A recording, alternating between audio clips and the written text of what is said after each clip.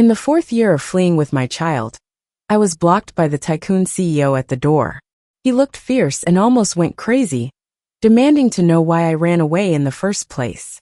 Before I could speak, his son resembling him stood in front of me, saying that when a woman leaves, she should first examine her own reasons. As I tried to protect my daughter, she then intervened, saying that just because you're handsome doesn't mean you can chase after mom, who has many suitors lining up. Dragon and Phoenix twins, completely exposing themselves. Seeing the man closing in on me at the cramped stairwell, my only thought was, I'm done. Amy, how dare you come back? A gritted teeth voice resounded from above me. Mark Green, dressed sharply, grabbed me, almost pushing his full weight onto my shoulders, threatening to keep me by his side forever, so I wouldn't leave him again. As Mark began to rage, with my heavy experimental equipment on my back causing neck pain, I desperately wanted to put it down indoors before confronting him, but I couldn't risk him discovering the secret inside. Shoving Mark away, he seemed momentarily surprised before his eyes filled with rage. He accused me of turning wild outside, claiming he needed to discipline me so I'd remember who I belonged to. His heated breath and aggressive demeanor made it seem like he wanted to drown me with his intense gaze. Why did you leave? Mark finally didn't resort to violence, but rather let out a sigh, getting closer to my face. The squeak of the security door opening slightly exposed 2 beautifully crafted small faces, 4 inquisitive eyes glued on Mark and me. What if the children saw you at your limits with your ex? The urgent message read. Without delay, my son rushed out, shielding me like a chick. Mark, upon seeing the boy who bore a striking resemblance to him, went from shock to ecstatic, questioning if the child was indeed his, and why I left without a word. Discourse with Mark quickly turned confrontational, but before things escalated further, my son's unexpected words cut through. Sometimes when a woman walks away, she should reflect on her own reasons. Ask yourself, how well did you treat your ex-wife all these years? Did you truly love her? Worried about Mark's temper flaring up, I held my son's hand, attempting to protect our daughter inside. Facing the brother-sister team, Mark swallowed his apology, revealing a hint of madness. Many suitors? Alive or dead? Grasping my wrist firmly, he sarcastically remarked how the 2 dutiful children had not only exposed themselves, but also betrayed me completely. To outsiders, my story with Mark seemed like a classic tale of a commoner climbing the social ladder by landing a tycoon. Initially, coming from a small town to the dazzling city, I was overwhelmed by the glamour, eventually falling for the CEO. With malicious gossip spreading, my discomfort grew as my peers taunted me, suggesting I should dress provocatively to satisfy my benefactor. The jealousy and speculation among my friends added to my unease, but I was soon forced to confront the truth when Mark showed up at the library to find me. Despite my excuses, Mark saw through them and confronted me, asking if I had completed my theoretical studies at the library. In his high-end car, he wasted no time in showing me the real-world applications of the knowledge I claimed to have acquired. His impatience and absurd demands persisted for months, leading to me taking measures afterward. As an adult, I knew I had to take responsibility for my actions and ensure my children were not born out of ulterior motives. And back then in my youth, I believed in a hopeful future, thinking that my story would follow the happy ending of a fairy tale. I forgot that Cinderella, despite a tragic childhood, was still a nobleman's daughter, and real life seldom offers such fairy tale endings. In the eyes of others, I was nothing but a pawn. Meeting Mark's mother held no surprises for me. Pulled from my lab by her staff, I found myself in a luxurious VIP room, for the first time in my life. Mark's mother wasted no time in pointing out my excellence, and suggesting that someone as outstanding as me should contribute to society, rather than be a man's nameless mistress. Mark and I were more than just casual lovers. We were in a committed relationship. For years after running away with my kids, I got cornered by the big shot CEO. He looked furious, about to lose it. Why did you run in the first place? Before I could respond, my son, who looked just like the CEO, stepped in front of me. If you got dumped by a woman, have you ever thought it might be your fault? The CEO looked stunned, and just as I tried to cover for my daughter, She spoke up with her tiny voice in front of her brother. Don't think you can chase mom just because you're handsome. There's a line for that, you know. Mom's got a lot of admirers. Great, the twins just blew our cover. At the narrow stairway, I saw the man closing in on me, my mind racing with just one thought. I'm done for. Amy, you dared to come back. His gritted voice echoed above me. Mark Green stood in a sharp suit, reaching out and almost crushing me under his weight. Say something. Do you know how much I want to keep you by my side forever, so you can never leave again? Mark was going nuts again. I had a bunch of lab equipment on me, heavy and making my neck hurt. All I wanted was to go inside and drop the stuff before dealing with him. But thinking about the secret inside, I couldn't let him know. I shoved Mark away. He seemed shocked at first, then anger flashed in his eyes. You dare push me? Looks like you've turned wild outside. You need a good lesson to remember whose woman you are. His breath was hot, almost aggressive. His deep black eyes seemed like they wanted to drown me. Why did you leave? Mark eased off, more a sigh than a question, gently closing in on my face. A creak sounded as the security door opened a crack. Two tiny, innocent faces peeked out, 4 round eyes locked on me and Mark. How do you deal when your kids catch you in a tug of war with an ex? Need help here ASAP. My son leaped out first. He spread his arms, shielding me like a little hero. Mark stared at the boy who looked so much like him, first in disbelief, then bursting into joy. Is this our kid? You were pregnant back then, weren't you? Why did you run without a word? He gritted out the last bit. I blinked, about to deny it, when my son raised his cold eyes, saying shocking words. Sometimes when you get dumped, look at yourself. Did you treat her well?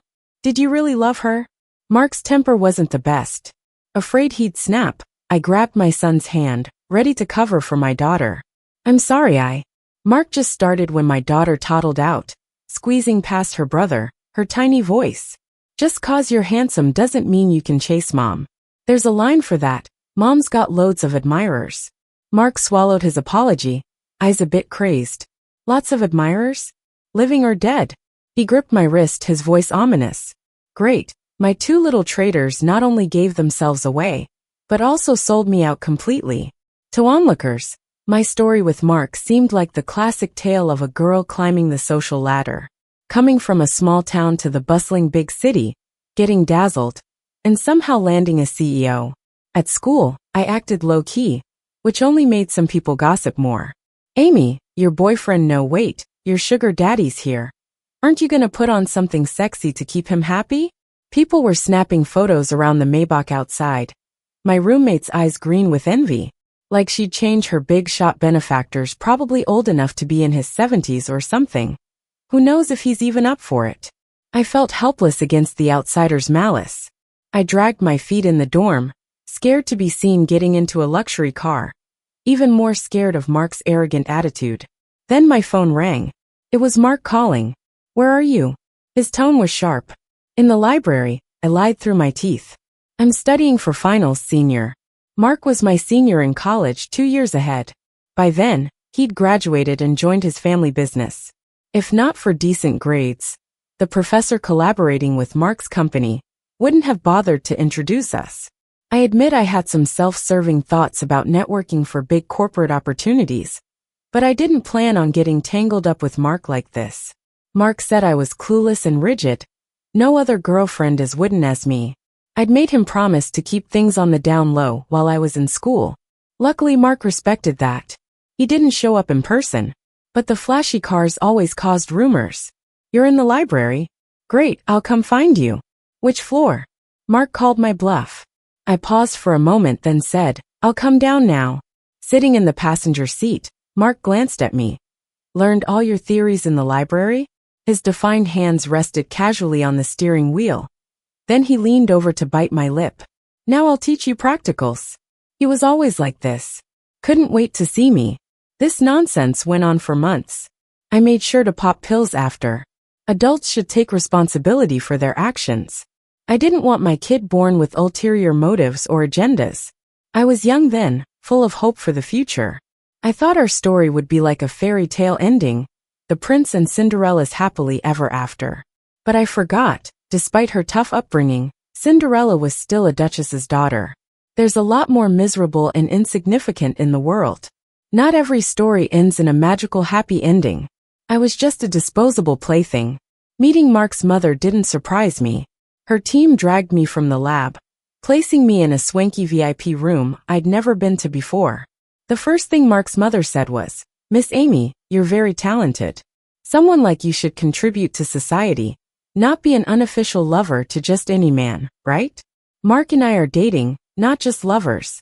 I looked down at the steaming mug of coffee and offered just one excuse.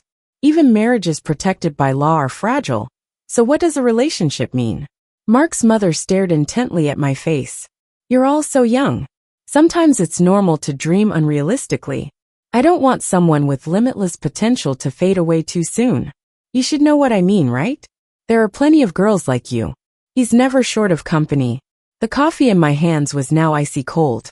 My smile must have looked more like a grimace as I said, "I understand." After Mark's mother left, Mark called me. "Where are you? I'll come pick you up."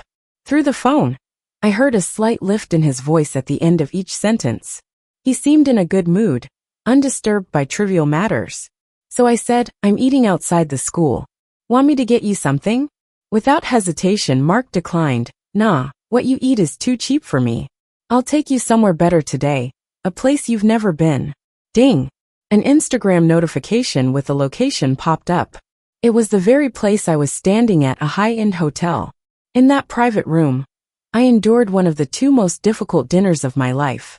Unexpectedly, you got here before me. Ran yourself hungry? Mark picked up a piece of steak on his fork to feed me. I nodded numbly and opened my mouth obediently. It was probably our last meal together, and I didn't want to ruin the peaceful atmosphere. Then suddenly he leaned in, his lips closing in, consuming me bit by bit, into a whirlpool. I was still staring at the untouched coffee cup on the table. My heart went from fiery to still. I asked him if we had a future. With a smile he replied, "The future? Why think that far ahead? Aren't we good as we are now? I like us this way." Oh, I never thought about it before. But now I see the vast distance between Mark and me. Back at school, I aggressively pursued studying abroad. A professor joked, "Didn't Mark leave a spot for you at his family business?" I shook my head.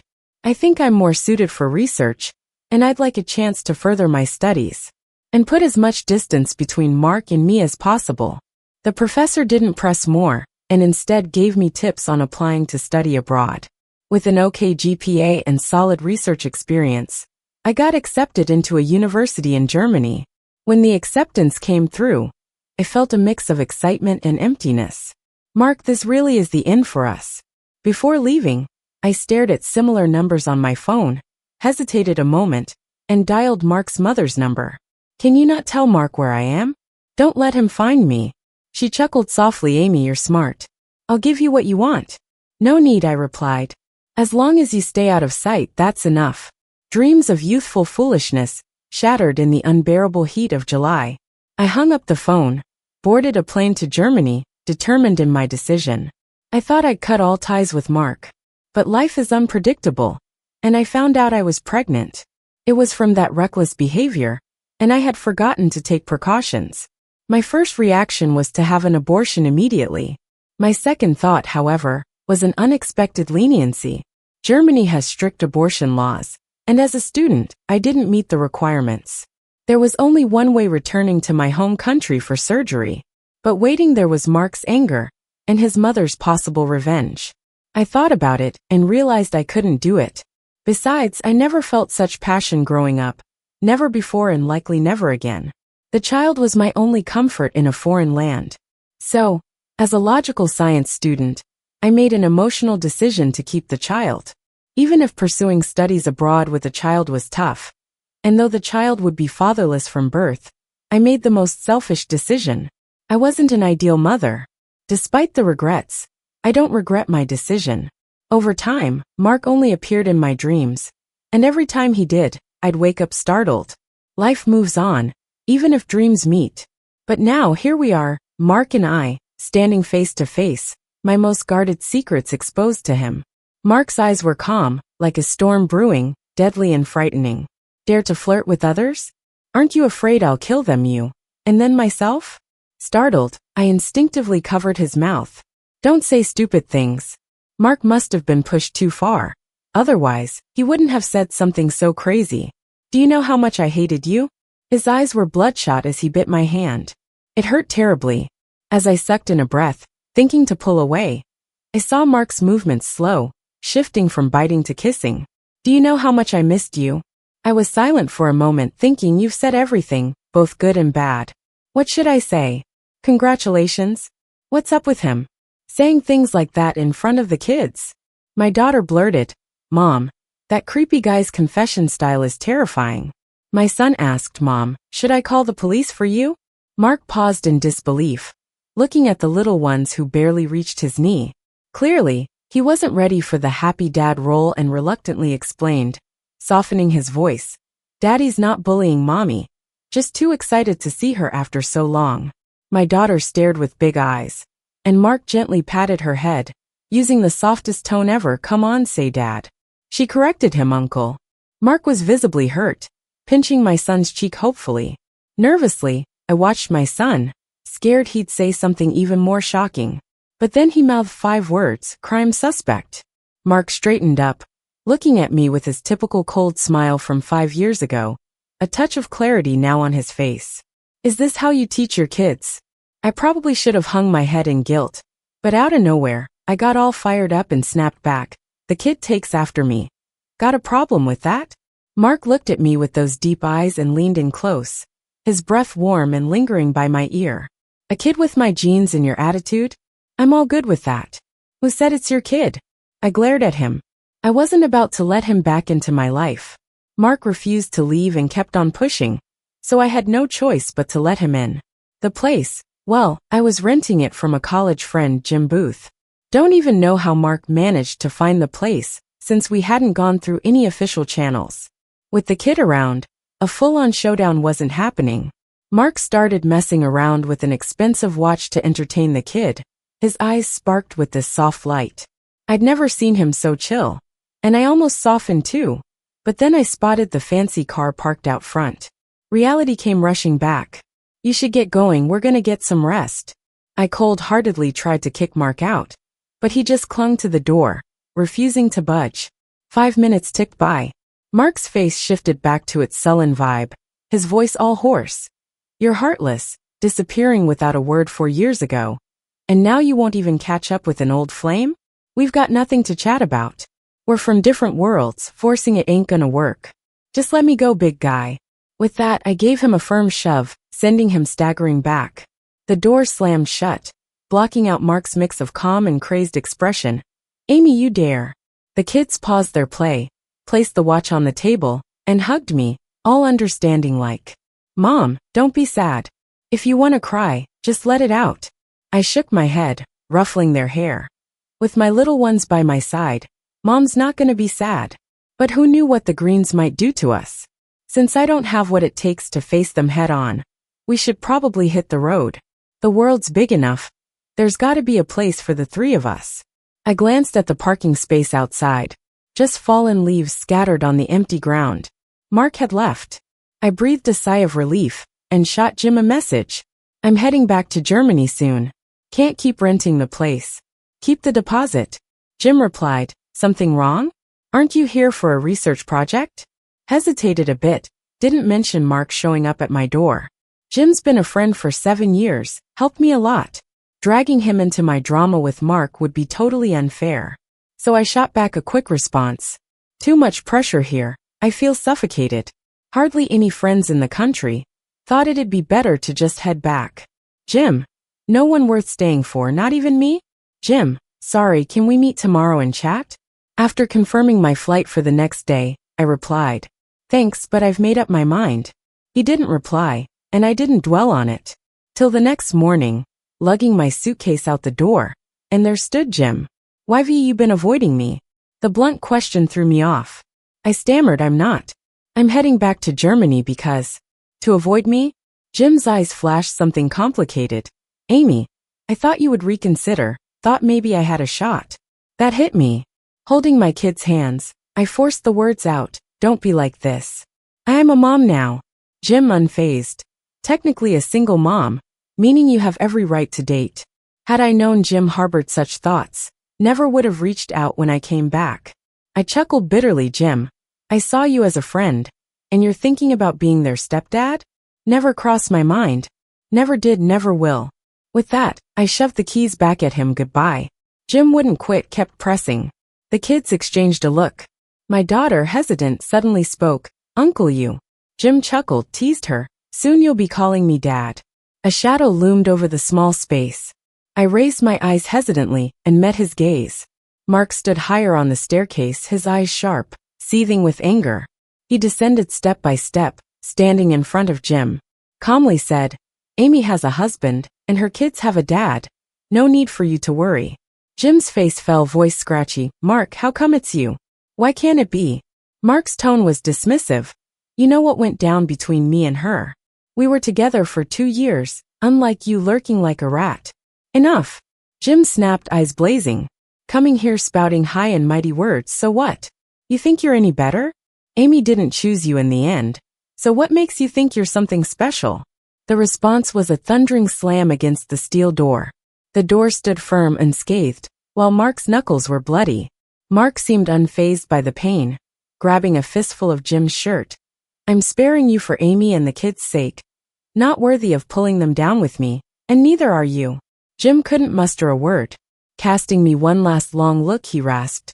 I hope next time you're back, you won't mind seeing me. I didn't look back, took a deep breath, and yanked Mark inside the house, tending to his wounds with cotton swabs and iodine. You shouldn't have acted on impulse. I had it under control. Besides, whatever we had is over. The cotton swab wiped over his torn skin, bright red. My voice dwindled, turning barely audible. Mark countered. It's not up for you to decide what we have. Whatever happened between us is real, regardless of what you want. 3. I tightened my grip by 2 notches, until I saw Mark nonchalantly pull his hand back. Then I said, this whole thing is really pointless if we keep it up. It's not that I don't have feelings for Mark. He's been in my dreams for years, haunting me. But reality isn't a novel, and adults have so much more to consider. Even if I've become more remarkable since college, and I'm not as insecure or sensitive anymore, the chasm between an average person and top brass is still there. I can't cross it. Mark acted like he didn't hear me and shifted his gaze to the 2 kids. The kids do take after you, smart indeed. But hey, I contribute too. Today, my darling daughter knew to seek help from Dad the moment she saw me. Hey, don't push it. No matter how bright my son and daughter might seem, they're still just toddlers over 3. I'm afraid Mark's influence might spoil them, glaring at him. Your wound's patched up, now get lost. Mark looked all righteous. The car was taken by my assistant. You can't expect an injured guy to walk back, can you? It didn't take long for me to realize another problem. The car being gone means last night, I didn't leave. Amy, do you really think I'd let you slip away again? Mark had been up guarding all night, and was now injured, looking a bit rough. Still, his eyes were lively, and his arms strong and firm, trapping me. I'm not giving you that chance. I ended up missing the flight that day. The project leader, who was handing things over to me, also pleaded for me to stay. MS. Amy, you've put so much effort into this research. You shouldn't give up your career for love. I felt a little awkward and explained, it's not for love, it's to avoid someone. The blonde leader smiled slightly. Then you really shouldn't leave. Giving up your career for a man's love is no different than giving it up out of fear of a man. You've achieved phenomenal success in science. Let that ungrateful guy witness your excellence. It seemed to make sense. After a lot of thought, I agreed to stay. My son and daughter were thrilled when they found out. Though they grew up in Germany, it was clear they preferred the embrace of their homeland. Mom, once you finish this project, can we settle here? My son was busy playing with all sorts of domestic precision equipment. My daughter, with a thick picture book, seemed in heaven. There are so many books here, and they're so pretty. I love them. Seeing the stuff in their hands, I frowned. Did Uncle Mark buy these for you? Mark often wandered in, each time with a load of gifts, easily winning over the 2 little traders. My son secretly assured me, Mom, don't worry, our hearts are still with you. But I've read that a biological father should pay child support. Keeping it from him is pointless, especially since we look so much like him. My daughter giggled, nodding. Make Uncle Mark fork over the dough. I've never felt so overwhelmed. Maybe having excessively clever kids isn't a blessing. Putting aside family matters, my project group partnered with a long-established biotech company. If we succeeded, it would be a win-win for both sides. I'd thoroughly prepared, thinking our solid tech and sincerity would win them over. That was until I saw their representative, none other than Helen, my former roommate, who spread rumors about me in school. Helen seemed surprised too, but with her perpetual high and mighty attitude, she quickly composed herself and sneered. Well, if it isn't Amy. You disappeared without a trace back then. We thought you met some untimely demise. I smiled back. If it's work you want to discuss, I'll gladly cooperate. But if it's personal, I regret to report I'm very much alive. Too bad it interfered with your grad school plans. Her focus on me had wrecked her GPA, causing her to fail several courses. Graduation itself was a problem, let alone grad school. Anger visibly pulsed on Helen's forehead, nearly tearing me apart. But she kept it cool, her voice laced with venom. Oh, of course, an old friend's catch-up chat is due. By the way, I heard you've got 2 illegitimate kids. Is it from that rich college sponsor of yours? The whispers started in Helen's team, my hands unconsciously clenched on the papers, coldly glaring at her. Illegitimate here. Illegitimate, they're such ugly words. Who said my kids don't have a father?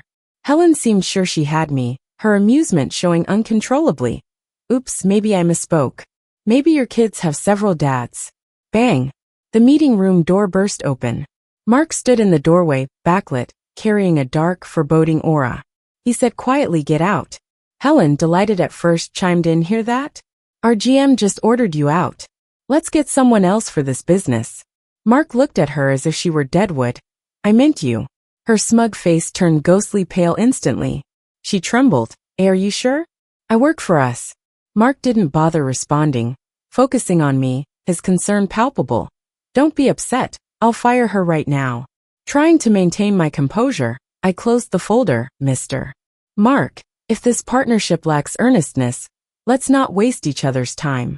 Helen tried to salvage her pride. "Amy, what's with the attitude? Don't forget you're just the other party. Who gave you the confidence to be so picky with our company?" Mark cut her off, his tone like steel. "You just asked who the father of Amy's kids was, right? Let me tell you it's me." Satisfied now? A collective gasp filled the room. Helen's breath hitched, her widened eyes fixated on me. With a stagger and drop, she crumpled, barely conscious. Mark was genuinely angry. Even his assistant saw it, and without waiting for orders, personally hauled Helen out. That partnership, unsurprisingly, never reached finality. Mark got a call, glancing back at every step he took away. The meeting room was cleared of all unrelated personnel. An assistant carefully brought me a cup of coffee. "Miss Amy, we can still negotiate further on this contract. We'll definitely offer you the best terms." I shook my head silently.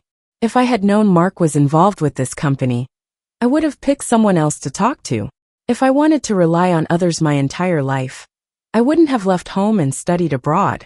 If I chose to be someone who gets benefits without working for them, I'd be letting myself down the most. Tell Mark, I'm choosing to not continue working with his company, not because of him or Helen, but because science shouldn't have anything else mixed in. I believe your company can find a more suitable partner. I hope another team can use their talents better. After saying this, I shook hands with the assistant and said goodbye. The assistant, looking downcast, apologized numerous times as he saw me out of the company.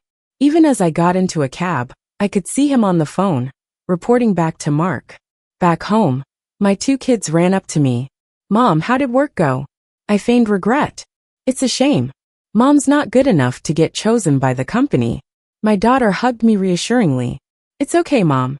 As long as the 3 of us are together and we're not starving, it doesn't matter if you're rich or poor. We won't leave you." My son looked up from his tablet and pointed at the screen. "Sis, we won't starve. The news said something big. We're the Green's heirs." I didn't understand all the words, but that seemed to be the gist. I jumped higher than my daughter and grabbed the tablet. The 2 kids leaned on my shoulders as we read the news. With a sweet, soft voice, my daughter read, "Shocking. President Mark exposed having an illegitimate child." He responds, They'll eventually become legitimate children. They are my heirs to all assets. The words hit hard. I almost fainted. I was worried not just about Mark's mental state, but also his mother's attitude. Mark's mother isn't simple. No matter his capabilities, Mark couldn't afford to burn bridges with the family. Worse yet, I was scared to stay in City A. I felt like leaving overnight. Mark's statement spread across the internet, and people eagerly guessed who his mysterious fiancée was. They guessed everyone, from top celebrities to daughters of industry leaders. They got it all wrong, of course. I shut the laptop and tried hard to shake off the feeling of bitterness. Mark hasn't bothered me these days, and neither has his mother. They're probably busy handling the online backlash. For now, I'm safe. I established a partnership with a new biotech company, and everything is moving smoothly. Life's getting back on track, so I wanted to take the kids out. They have been here for so long but barely gone out. It was late autumn, and fallen leaves covered the streets. Worried about the kids getting cold, I dressed them in thick coats and pants. Don't run around. Hold Mom's hand, got it? I reminded them. Then, I got them each a cup of milk tea. My son finished his drink first and went to toss the trash. The bin was across the road, and I hesitated. How about we wait and cross later? It's okay, Mom. I'll take brother, and we'll toss it together. My daughter grabbed her brother's hand, and they crossed at the green light. When the cars started moving again, I saw a familiar figure, Helen. My blood ran cold. My body reacted faster than my mind. I sprinted across the street. The blaring horns and angry shouts of drivers faded away. I didn't care. I crawled, stumbling, to the other side, scraping my leg on the gravel. It forced me to calm down, gritting my teeth. Helen, if you're unhappy, come at me. Don't take it out on the kids. Amy, you bitch, playing the saint? Helen sneered and grabbed my son's throat. These two brats are Mark's, right? Bet you're proud you snagged his seed. Think a tramp like you will become an heiress by having his kids? My daughter screamed, you're the bad one. Don't slander my mom. Helen laughed, and then also grabbed my daughter's throat. My vision turned red, only seeing their flushed faces. What do you want? What do I want? I want you to die. Helen went manic. How come a tramp like you could shine in school and end up winning in life? I lost my job, and no company wants me because of you. You pushed me to this corner. If I'm doomed, you can't have it easy. As she laughed, my son bit Helen's wrist. His baby teeth weren't sharp, leaving only a faint mark. Helen in pain slapped him. Little bastard, you're just like your mom. Die together. She threw them down and pulled out a glass bottle from her bag, filled with a thick, translucent liquid. My gut screamed it was corrosive. Seeing Helen about to throw it at my kids, I don't know where the strength came from, but I crashed into her. I tried to pry the bottle from her grip with all I had. Unfortunately, it didn't break. Helen was surprised, stumbled, then picked up the bottle again. Slut, didn't think you'd deliver yourself. I'll ruin you first, then kill those brats. Still lying on the ground, I coughed up blood, frantically looking around for help. Where is everyone? Surprisingly, the anticipated pain didn't come. I saw Mark. He quickly brought Helen down. Then he knelt before me. Don't sleep, I'm here. Please don't sleep. I hadn't slept, just completely passed out. In dreams, I heard people talking. Sometimes it was my parents arguing, a vague memory. Sometimes it was me in college, getting ignored for being poor. But later, I saw Mark's smile from our dating days and my kids' cute antics. There are still my perfect GPA transcript and unpaid paychecks left. I can't die, I can't die. I haven't lived enough in this lifetime. I forced my eyes open. The first thing I saw was a clean white. The 4 was hanging above, and Mark was sitting beside the bed, looking desperate and anxious. Kids, I barely managed to say with my dry throat. The kids are fine, not too hurt. Our daughter already fell asleep. Our son got slapped and his cheek is a bit swollen, but he's got medicine on it now, Mark said, gripping my hand like he was afraid I might die.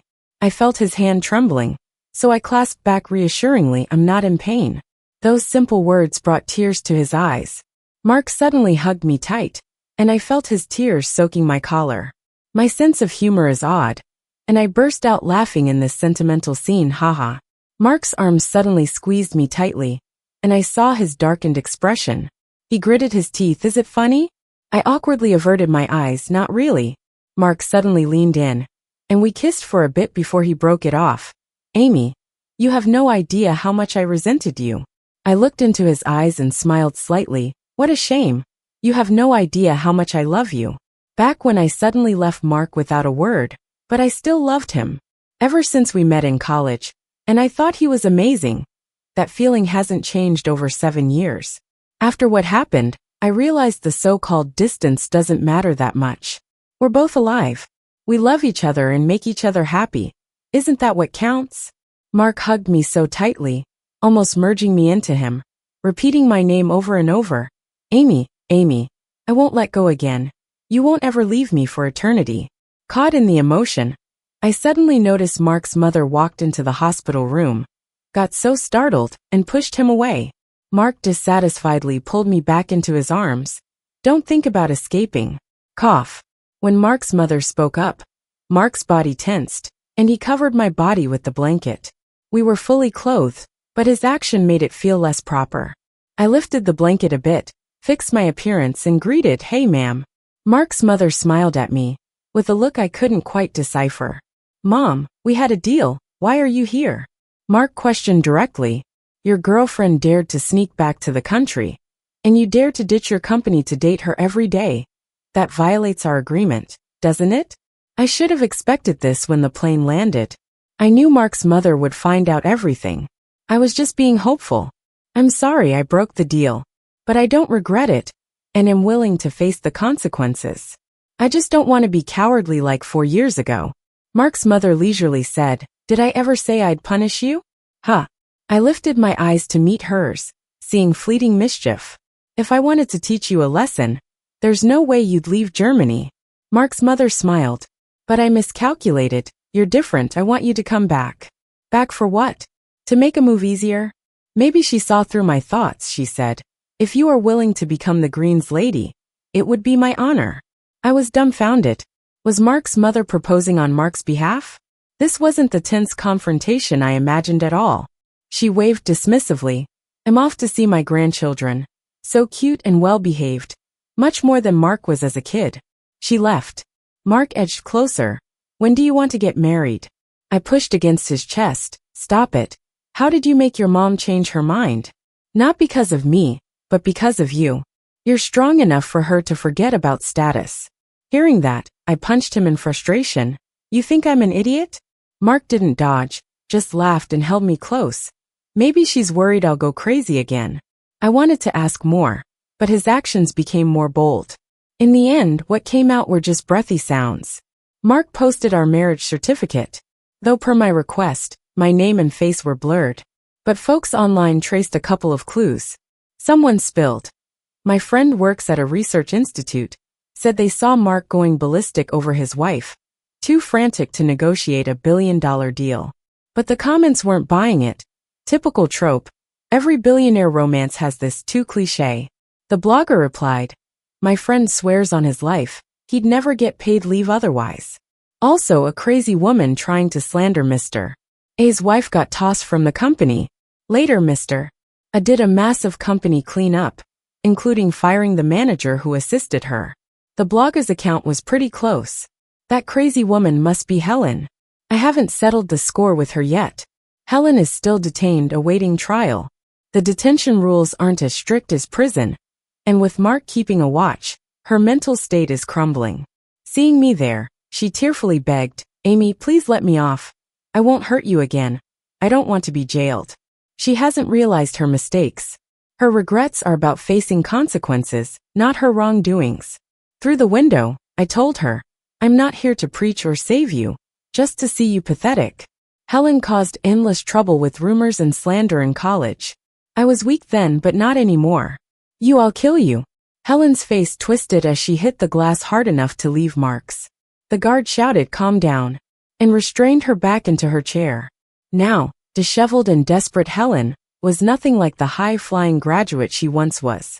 "It's a pity, but in this lifetime, you won't be able to kill me. Maybe you'll get to taste what it's like to be killed." I threw the verdict on the table, making sure she read every single word. It said, "The suspect Helen, for attempted murder and endangering public safety, causing significant social impact, is sentenced to death. Helen's mental defense was shattered by the thought of death. She pulled at her hair, screaming, "No way! I studied this. The crimes I committed shouldn't amount to a death sentence." I silently watched her break down.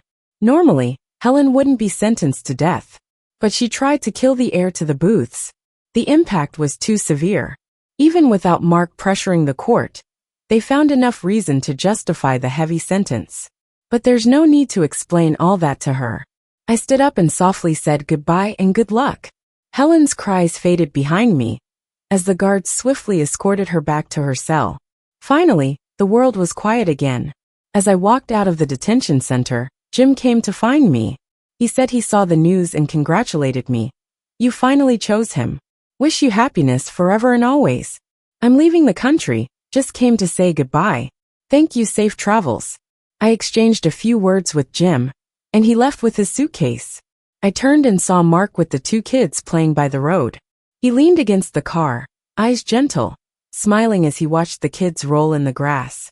Before I could say anything, he turned and saw me. "She's still putting up a fight?" Mark kissed me before asking about Helen.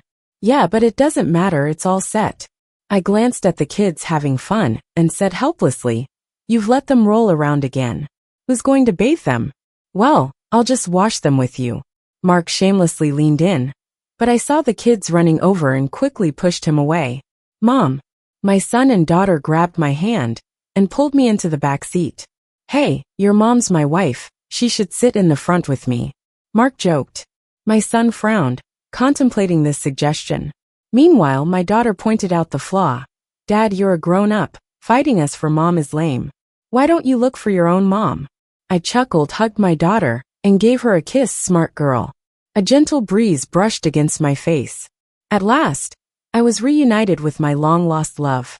Everything was just right. The end.